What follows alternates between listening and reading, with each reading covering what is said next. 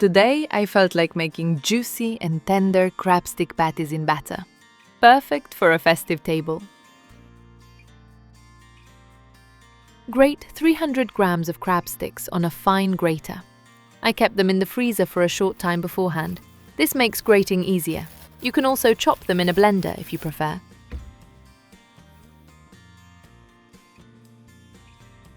Transfer the grated crab sticks to a bowl. Grate 2 boiled eggs using the same fine grater. I grate the cheese, using short strokes to keep the cheese fine. Grate 120 grams of any cheese and add it to the bowl. Crack in 1 raw egg. Add half a teaspoon of ground pepper.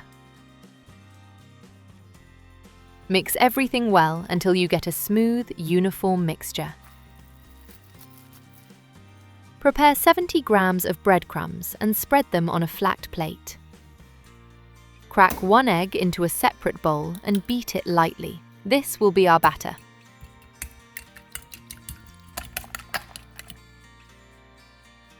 With wet hands, shape the patties, about 60 grams each.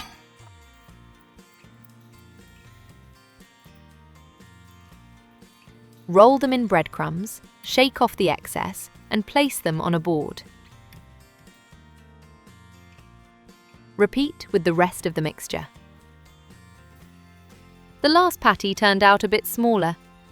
Dip each patty into the beaten egg, coat it well, and transfer it to a lightly oiled pan. Fry in a well-heated pan over medium-high heat until lightly golden. The smallest patty fits perfectly in the center of the pan.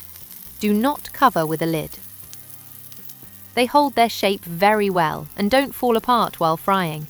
They are easy to flip. The crust turns golden while the inside stays tender and juicy. They brown beautifully.